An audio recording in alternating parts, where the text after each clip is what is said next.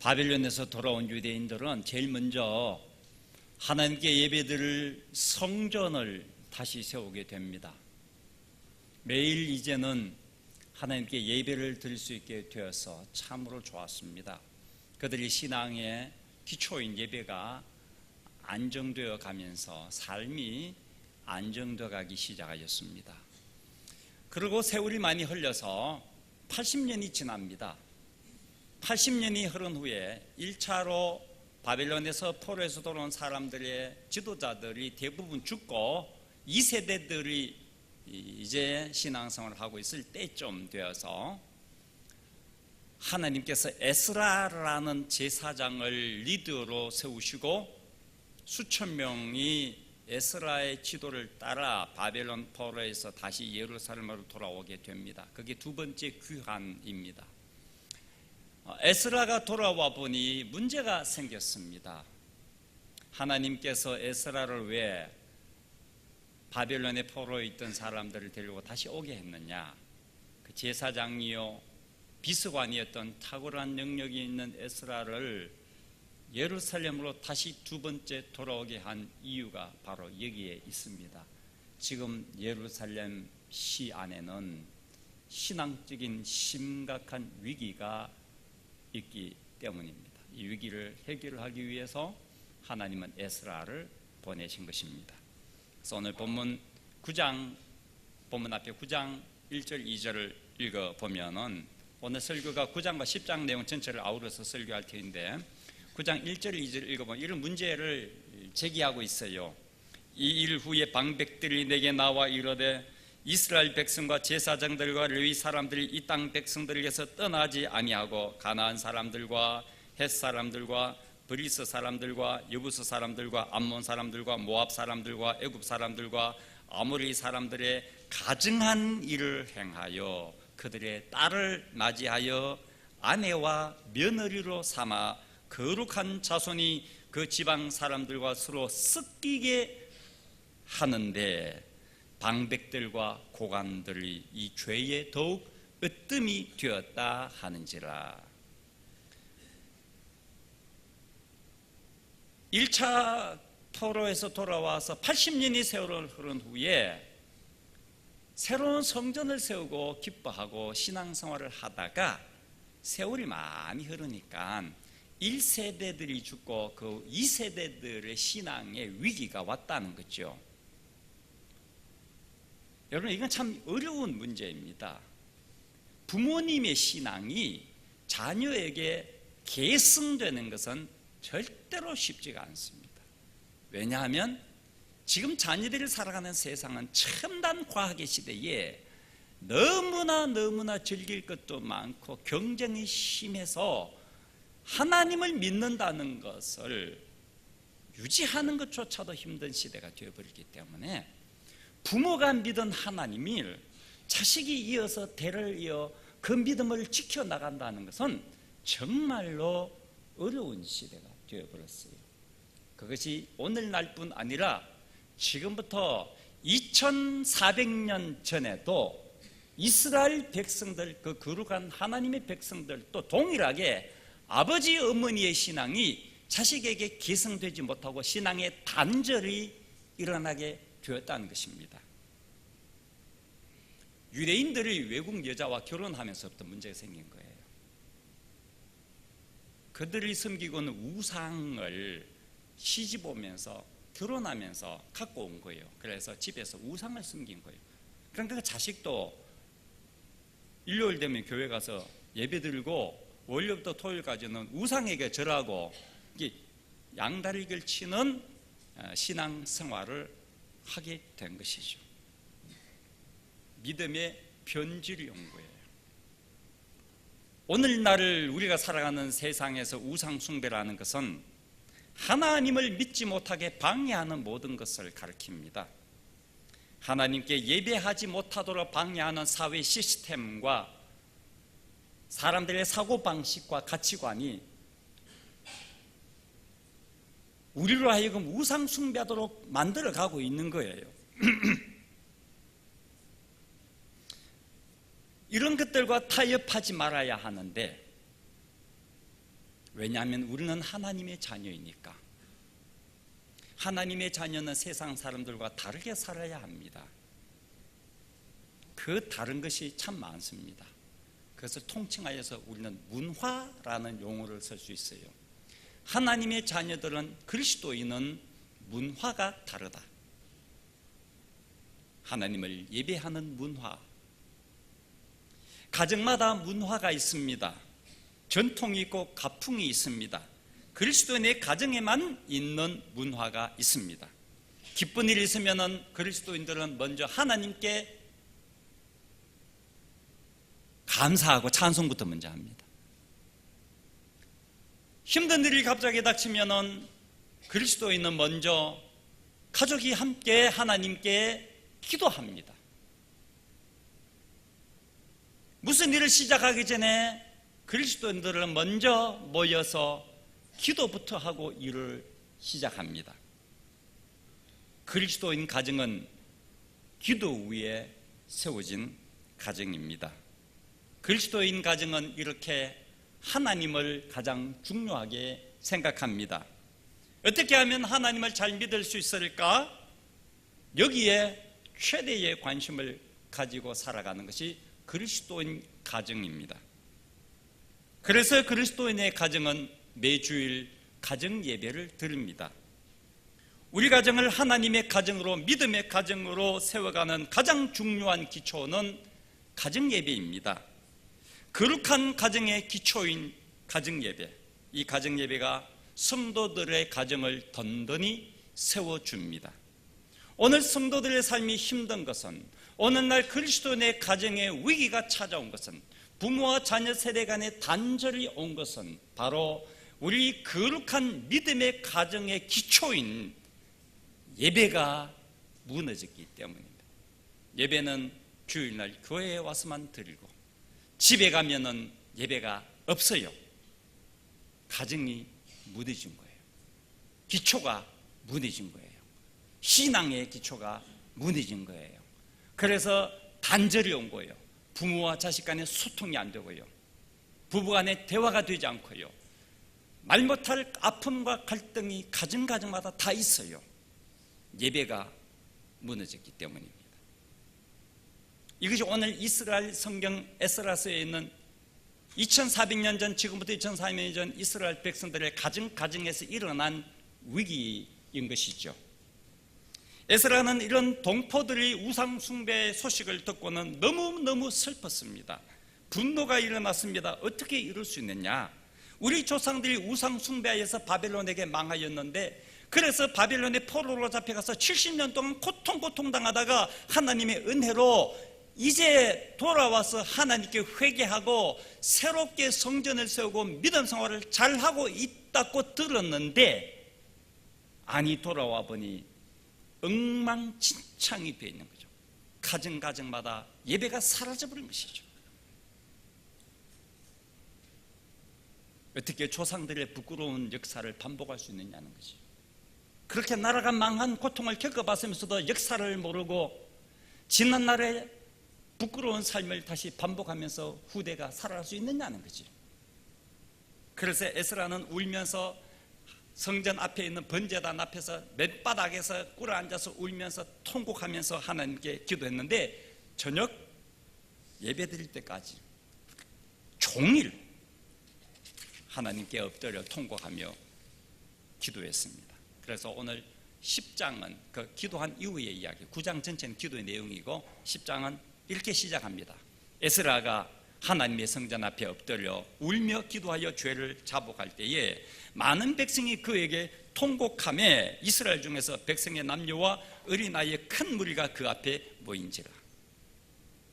에스라가 성전 앞에 땅바닥에 그냥 무릎 꿇고 통곡하면서 울면서 기도하고 있다는 소문이 퍼지기 시작하니까 예루살렘 사람들 중에서 정신이 뻗떡뻗떡 든 사람들이 막 에스라 주변으로 몰려들기 시작하였어요. 아이들까지 데리고 왔어요. 그들이 그 옆에서 에스라와 함께 무릎 꿇고 하나님께 통곡하며 같이 기도하기 시작했어요. 그러고 나서 오늘 보면 2절 보니 엘람 자손 중 여히엘의 아들 스가냐가 에스라에게 이르되, 우리가 우리 하나님께 범죄하여 이 땅 이방 여자를 맞이하여 아내를 삼았으나 이스라엘에게 아직도 소망이 있습니다. 우리가 잘못하였지만, 우리 가정의 예배가 사라졌지만 아직도 우리에게는 소망이 있습니다. 이 이스라엘에게 아직도 소망이 있은 이 말의 히브리어 원어 성경의 뜻은 이렇습니다. 이런 일이 있음에도 불구하고 지금 소망이 있습니다. 이렇게 우상을 숭배하고 가정의 예배가 사라진 아픈 비극의 현실이 있음에도 불구하고 우리 가정에 아직도 소망이 있습니다. 우리가 그리스도인답게 살지 못하고 하나님의 말씀대로 살지 못하더라도 그럼에도 불구하고 아직도 우리에게는 소망이 있습니다. 과거의 실패를 또 반복하였지만 그럼에도 불구하고 지금 우리에게 소망이 있습니다. 말씀을 붙잡고 울며 기도하는 에스라가 있기에 소망이 있습니다. 에스라와 함께 통곡하며 기도하는 동력자들이 있기에 이스라엘의 소망이 있습니다. 우리 가정에도 아직 소망이 있습니다. 내가 기도할 수 있기 때문입니다. 하나님께서 우리 기도를 들어주시기 때문에 우리에게는 아직도 소망이 있습니다. 에스라처럼 기도하는 사람에게는 소망이 있습니다. 부모의 마음을 힘들게 하는 자녀들일지라도 그들에게 아직 소망이 있습니다. 포기하지 맙시다. 예수 믿지 않은 남편이지만 아직 그에게도 소망이 있습니다. 사랑하는 가족을 위하여, 부부간의 회복을 위하여, 부모와 자식 간의 단절된 이 아픔을 안고 부모와 자식 간의 소통을 위하여 하나님 앞에 울며 기도하는 어머니가 계시고 아버지가 계시기 때문에 아직도 우리 가정에는 소망이 있습니다. 그러면서 3절 4절 보십시오. 이스가냐가 에스라에게 계속 이야기합니다. 곧 내 주의 교훈을 따르며 우리 하나님의 명령을 떨며 준행하는 자의 가르침을 따라 이 모든 아내와 그들의 소생을 다 내보내기로 우리 하나님과 언약을 세우고 율법대로 행할 것입니다. 이제 당신이 주장할 일이니 일어나십시오. 우리가 당신을 도와줄 것입니다. 힘써서 행하십시오 라고 스가냐가 에스라에게 말합니다. 이제 하나님 말씀대로 살겠답니다. 이제 우상을 다 제거해 버리겠답니다. 이제 우리가 하나님 말씀대로 살 테니 당신이 힘내서 일어나십시오. 우리가 도와줄게요. 용감하게 한번 해보십시오 라는 격려의 말을 에스라에게 해줍니다. 울며 기도할 때도 있지만은 이렇게 기도하며 우는 자리에서 일어나서 일할 때도 있는 것입니다. 에스라의 기도는 함께 울며 기도하는 믿음의 동력자를 불러 모았습니다. 하나님께서 그들을 동력자들을 보내주신 것입니다. 이들을 보니까 에스라에게도 힘이 생기고 그들이 격려를 입으니까 에스라에게도 소망이 생겼습니다. 그러니 이제 에스라여 일어나십시오. 하나님의 일을 위해 일어나십시오. 성도들이 간혹 그런 생각을 할 때가 있어요. 사람의 마음이 약해지면 무슨 생각이 안 들겠습니까? 이런 부정적인 생각을 할 때가 있어요. 간혹 우리 가정은 안 돼. 우리 가정은 안 돼. 내 남편은 죽었다 깨어나도 안 바뀌어. 우리 가정은 예수 믿어도 안 돼. 예수님도 우리 가정에는 별 수 없어. 이런 부정적인 생각을 우리가 간혹 할 때가 있습니다. 그러나 여러분 다시 한번 하나님의 말씀을 여러분께 드립니다. 그렇할지라도 낙심하지 마십시오. 그렇할지라도 소망을 가지시고 다시 그 자리에서 일어날 수 있기를 바랍니다. 우리 오늘 오후에 이 가정 예배 특강을 하지 않습니까? 다음 주까지 2주간 연속을 하는데 지금 한국 사회 뿐만 아니라 세계적으로 동일한 문제가 가정 문제거든요. 과학이 발달하고 세상이 살기 편해질수록 가정이 무너진, 예수 믿는 사람 가정도 여유 없습니다. 부부간의 대화가 단절된 가정이 참 많고요. 말할 것도 없이 자녀들과는 말도 안 하고요. 이것이 오늘의 많은 가정의 현실입니다. 아픈 현실이죠. 그래서 이번에 우리 교회에서는 우리 교단 서울에 있는 장로신학대학교 가정예배를 갖고 전공을 하시고 지금 전국을 다니면서 가정예배에 대해서 이렇게 강의를 하고 교회마다 가정예배를 살리는 일을 하시는 교수님, 신형섭 교수님이 오늘 오후에 오십니다. 여러분 꼭 참석하시길 바랍니다. 여러분 우리 가정의 예배를 다시 세울 수가 있습니다. 여러분의 가정이 다시 일어날 수가 있습니다. 여러분 가정의 관계들이 다 하나하나 회복되어 갈 수가 있습니다. 하나님이 여러분 가정에 계시기 때문이죠. 하나님이 여러분 가정에 살아계시기 때문이죠. 하나님이 여러분 가정을 사랑하시기 때문이죠. 절대로 여러분은 이런 상태로 그냥 계속되기를 하나님은 원치 않기 때문이죠. 이 상태로 서로 대화도 하지 않고 서로 미워하고 서로 갈등 속에서 이 아픈 가슴을 안고 살아가기를 하나님은 원치 않죠. 기뻐하지 않죠. 하나님은 여러분 가정이 행복하게 살기를 바라십니다. 하나님은 여러분 가정에 천국을 누리시기를 원하십니다. 그래서 우리 가정이 깨어진 것을 다시 사매어 주시고 상처를 다시 사매어 주시고 가정에 다시 일어나서 하나님의 일을 할 수 있는 하나된 가정으로 하나님이 다시 세워주시기를 원하시죠. 그래서요 여러분의 가정은 다시 시작할 수가 있습니다. 자녀와 다시 대화할 수가 있습니다. 부부간에 다시 예전처럼 연애할 때처럼 뜨겁게 사랑할 수도 있습니다. 할 수 있어요. 하나님이 우리에게 사랑을 부어주시면 남편도 사랑할 수 있어요. 가능한 일이에요. 다 돼요. 그러니까 일어나셔야 돼요. 그냥 앉아서 울고 말지 마십시오. 이제는 일어나십시오. 스가냐가 울면서 기도하는 에스라에게 소망이 있으니 일어나십시오 라고 말하잖아요. 우리가 당신을 도와드리겠습니다. 당신 혼자 일어날 힘이 없죠. 그래서 우리가 왔잖아요. 우리가 당신을 도와주러 왔잖아요. 당신이 일어날 수 있습니다. 우리가 도와줄 테니까. 정상계 성도들 도와줄 테니까 여러분 일어나십시오. 옆에 있는 장로님, 권사님이 도와줄 테니까 일어나십시오. 목사도 기도로 도와줄 테니까 일어나십시오. 변화될 수 있습니다. 새로워질 수가 있습니다. 라고 이렇게 격려를 해주는 거예요. 여러분 에스라가 어떤 사람인지 아시잖아요. 에스라는 대페르시아 제국의 아닥사스다 왕의 왕실에서 왕의 비서관으로서 일할 만큼 유능하고 탁월한 능력을 가진 똑똑한 사람이잖아요. 그가 이스라엘 백성들을 수천 명을 이끌고 4개월이라는 긴 기간 동안에 그 메마른 사막을 거쳐서 강도떼를 만나며 그래도 안전하게 예루살렘 목적지까지 데리고 올 수 있는 리더십이 있는 사람이 에스라지 않습니까? 그런 에스라도요 이런 어려움을 보고 그냥 낭망해가지고 그냥 주저앉아가지고 펑펑 울면서 하나님 앞에 기도하고 있잖아요. 옆에 있는 동포들이 와서 도와주지 않았다면 어떻게 일어날 수 있겠습니까?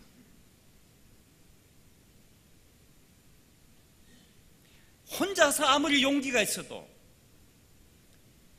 혼자 할 수 없는 일이 세상에 너무 많습니다. 아무리 유능한 사람이라도 그만두고 싶을 때가 막 있어요. 그냥 사회에서 남들에게 존경을 받아도 집에만 오면은 그냥 만사 제쳐놓고 그냥 떠나고 싶어. 그냥 사람이 얼마나 연약한 존재입니까, 여러분?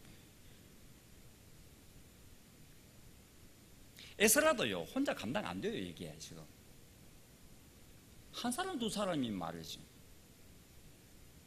그것도 하나님을 섬기는 제사장이라는 사람이, 요즘 말하는 목사라는 사람이 그것도 이 나라를 이끌어가는 도지사라는 사람이, 장관이라는 사람이 우상 숭배하고, 나라 이러면 끝장이지.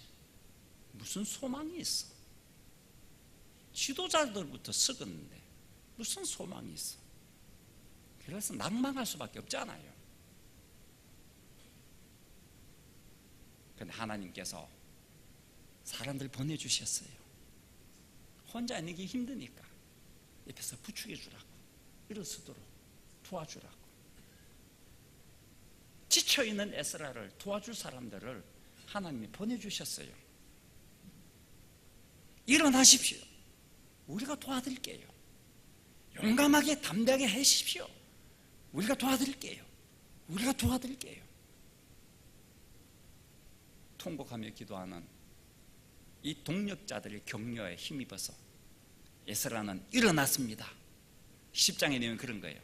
일어나서 이제 전국에 우상을 숭배하며 이방 여인과 결혼하여서 온 사람들의 조사를, 통계를 다 뽑고 그 사람들이 자원하여서 스스로 나와서 우리가 이제는 우상을 다 풀겠습니다. 그래서 나라를 정결하게 거룩하게 다시 세우는 놀라운 일이 10장에 일어나고 있습니다. 된다는 거죠. 교회는요 혼자 할 수가 없어요. 가정요 혼자 열심히 일하고 돈 벌어도 혼자는 가정이 안 돼요. 공동체는요 항상 둘, 셋, 넷 마음을 모아야 뭔가 일을 할 수가 있어요. 함께 예배하고 함께 일하고 함께 복음 전하고 함께 세워주는 것이 공동체예요. 예수님도 함께 일할 제자를 12명이나 세우셔서 같이 일했어요. 바울 사도도 혼자 전도 다니지 않았습니다. 바나바와 함께 전도 다녔습니다. 베드로도 그 능력이 탁월한 베드로도 혼자 예루살렘 교회 지키지 않았습니다. 11명의 사도들과 함께 예루살렘 교회를 섬겼습니다. 그것도 부족하여서 평신도 7명을 안수집사로 세우셨어요. 베드로도 12명도 부족해요. 지난주에 우리 교회에서는 14분의 항존 직분자들을 세웠습니다. 그 피택된 분들을 여러분이 잘 도와주시기를 바랍니다. 그분들 다 약한 사람인 것은 본인도 알고 저도 알고 여러분도 알고 있습니다. 그 약한 사람 하나님이 세우셔서니 여러분들을 동력자로 붙여주셔서 그분들이 장로의 직분을, 안수집사, 권사의 직분을 감당하게 하실 것입니다. 여러분들이 힘이 되어 주십시오. 그분들에게 말씀하십시오. 장로님 우리가 도와드리겠습니다. 권사님, 피택 권사님 우리가 도와드리겠습니다. 안수집사님 제가 도와드릴게요. 힘내서 한번 해보십시오 라고 격려하는 우리 교회 되기 원합니다. 스가냐는요 소망이 있으니까, 아직까지도 소망이 있으니까 에스라여 일어나십시오. 우리가 도와드리겠습니다. 그 다음 한 말이 뭐죠? 힘써 행하십시오. 이 말은 원어 성경 보면은 담대하게 용기를 내어 하십시오 이런 뜻이요. 여러분 선한 일은 조금 힘써 용기를 내서 해야 돼요. 왜냐하면 선한 일을 하려면 옆에서 방해꾼이 반드시 있기 때문이에요. 너만 잘났냐? 그런 사람이 있어요. 당신 혼자 일 다 하냐? 그런 사람이 있어요. 사탄의 역사가 있어요. 그러니까 선한 일을 할 때는요 용기가 있어야 돼요. 옆에 있는 동력자들 힘을 입어야 돼요. 그리고 담대하게 밀어붙일 때는 밀어붙여야 돼요. 그래야 하나님의 일은 되는 거예요. 바울 사도는 그렇게 말했어요. 교회는 공동체인데 이런 마음 갖고 교회를 섬겨야 하나님이 원하시는 하나님의 나라가 이 교회를 통하여서 이 대한민국의 온 세계에 이루어질 것이다 라고 말씀하시면서 에베소서 4장 2절 3절에 이렇게 말씀하셨습니다. 모든 겸손과 온유로 하고 오래 참음으로 사랑 가운데서 서로 용납하고 평안에 매는 줄로 성령이 하나 되게 하신 것을 힘써 지키라. 힘써 지키라. 무엇을 힘써야 됩니까? 사랑, 겸손, 온유, 용납해 주는 것, 하나 되는 것, 이런 좋은 것들은, 이런 선한 일은 힘써서 해야 돼요. 우리 교회는 원래 해피투게더라는 이름으로 전도 행사를 합니다. 지금 우리 목장들마다 지난주 목장 모임에서 이미 다 대화를 이 내용 갖고 나눴을 것입니다. 해피투게더는 말 그대로 같이 행복하자, 함께 행복하기란 뜻입니다. 나 혼자 행복하지 말고 우리 목장의 목원들이 다 같이 5명, 6명, 10명이 함께 마음을 모아서 한 사람을 하나님 길을 인도하는 기쁨을 누려보자. 해피투게더. 목장에서 이 모임을 갖는 것을 말합니다.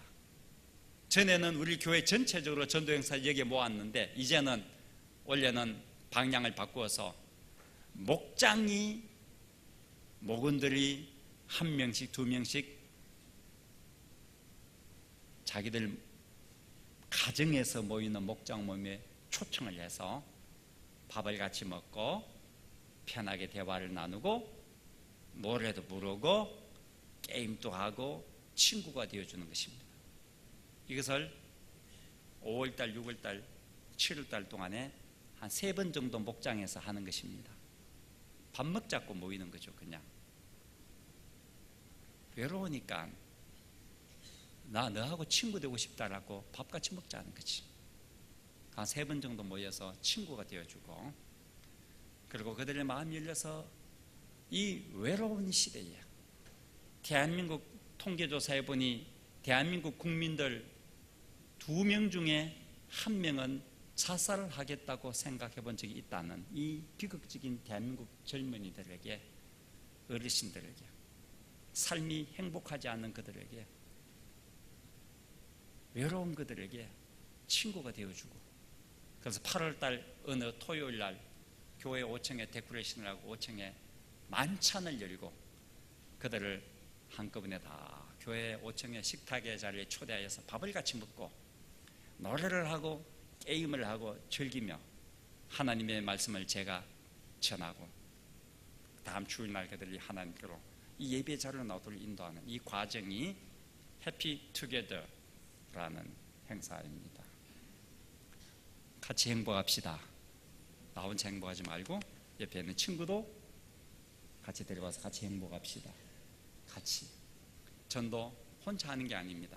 우리 목장의 목원들이 5명, 6명이 함께 집중적으로 그 한 사람 밥 식사 자리에 초대할 그 한 분을 위해서 5명, 6명 목장이 함께 기도하고 그 사람에게 함께 사랑을 쏟아부어주고 함께 친구가 되어주는 것입니다. 해피투게더. 말씀의 결론을 맺습니다. 그리스도인은 세상의 소망입니다. 왜요? 그리스도인은 하나님의 말씀을 붙잡고 기도하는 사람이기 때문입니다. 기도하는 우리는 우리 가정의 소망입니다. 우리가 포기하지 않는 한 우리 가정은 회복될 줄 믿습니다. 기도하는 우리를 통하여 우리 가정은 다시 하나가 될 것입니다. 나에게도 아직 소망이 있습니다. 하나님께서 나를 사랑하시기 때문입니다. 지금까지 실패했고 또 실패하였더라도 포기하지 마십시오. 오늘 말씀을 듣고 이제 여러분 일어나십시오. 우리 자신에게 이렇게 한번 말해 주십시다. 나는 말씀을 붙잡고 기도할 것이다. 그러므로 나에게는 아직 소망이 있다. 나는 우리 가족을 위하여 기도할 것이다. 그러므로 우리 가정에 아직 소망이 있다. 나는 우리 민족을 위하여 기도할 것이다. 그러므로 평화 통일의 소망이 있다. 아직 소망이 있으니 일어납시다. 우리가 여러분을 도와드릴 것입니다. 우리 서로 이런 말을 하면서 내가 당신을 도와드릴 테니 당신 그 우는 자리에서 일어나시고 그 탄식의 자리, 절망의 자리에서 일어나십시오. 용감하게 담대하게 밀어붙여 보십시오. 하나님이 되게 하실 것입니다. 이런 믿음을 갖고 우리가 이 찬양을 부릅니다. 나로부터 시작될 저 높은 하늘 위에 밝은 태양 떠오르듯이 난 주저앉지 않으리. 어떤 어려움에도 주의 길을 선택하리. 빛 가운데로 걸으리. 주님을 크게 보는 믿음 가지고 세상에 나타내리라. 놀라운 주의 사랑을, 주의 꿈을 안고 일어나리라. 선한 능력으로 일어나리라. 이 땅의 부흥과 회복은 바로 나로부터 주님의 꿈을 안고 주님의 비전을 안고 일어나리라. 하나님은 우리 가정이 비실비실하게 이렇게 끝나는 가정이 되기를 원치 않으시고, 하나님이 우리 가정에 갖고 있는 꿈은 우리 가정이 뜨겁게 사랑하고 하나님이 계시는 복된 가정이 되기를 원하시기 때문에 그 하나님의 꿈을 이루어들기 위해서라도 우리는 일어나야 할 것입니다.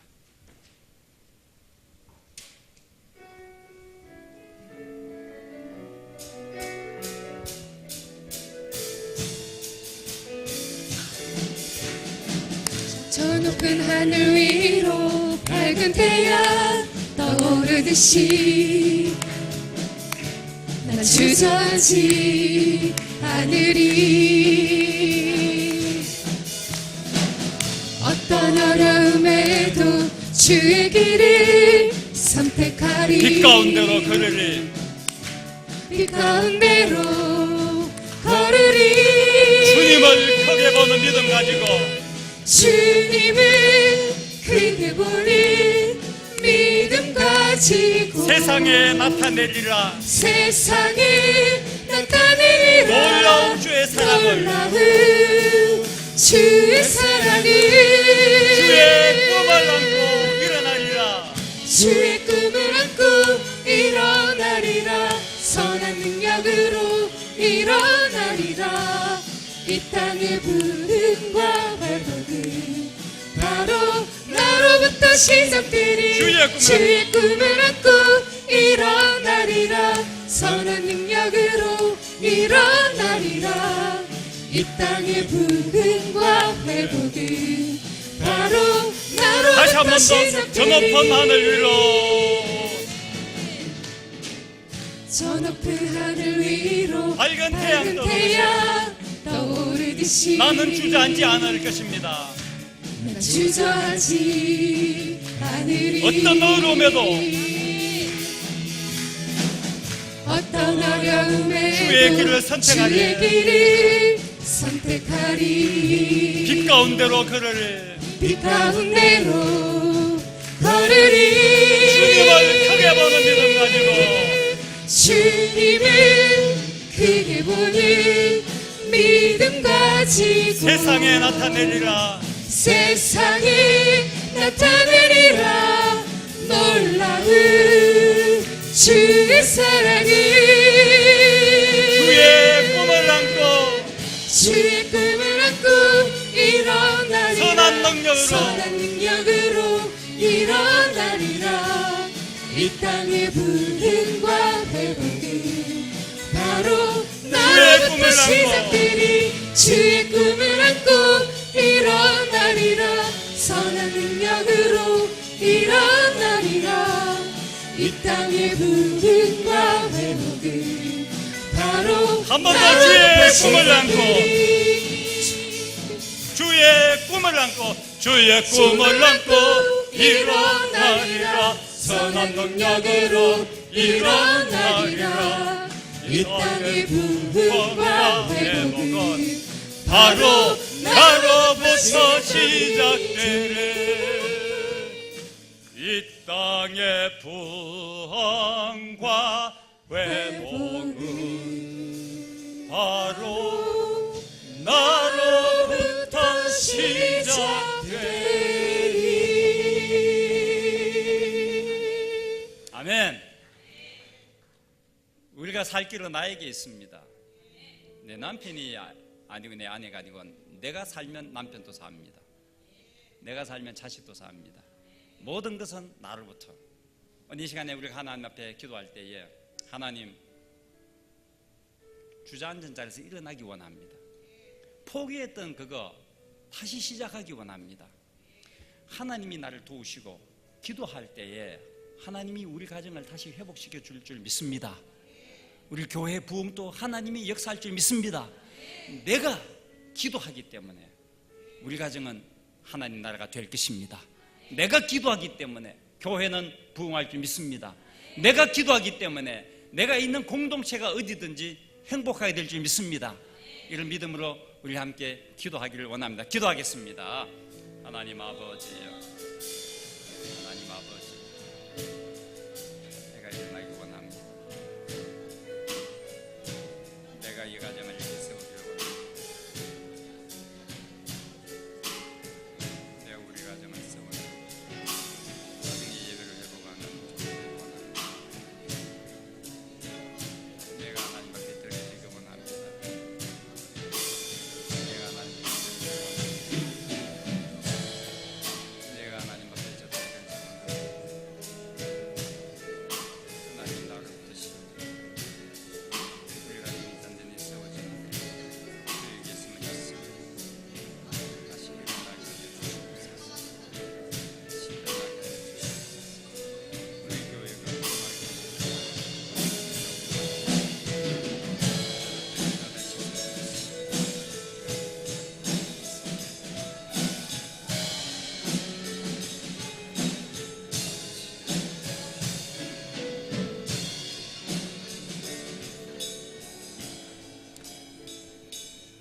아직도 소망이 있으니 일어나십시오. 우리가 도와줄 것입니다. 힘써 행하십시오. 오늘 이 말씀이 우리 가정의 예배를 다시 세우고 무너진 가정의 기초를 세우게 하옵소서. 오늘 이 말씀이 내가 회복되고 내가 행복하고 내가 힘을 얻게 하옵소서. 나로부터 시작될 줄 믿습니다. 나로부터 우리 가정은 새로운 사랑이 시작될 것입니다. 나로부터 우리 가정은 행복이 시작될 것입니다. 나로부터 교회는 부흥할 것입니다. 이 믿음으로 담대하게 행하는 하나님의 자녀 되게 하옵소서. 예수님 이름으로 기도하옵나이다. 아멘.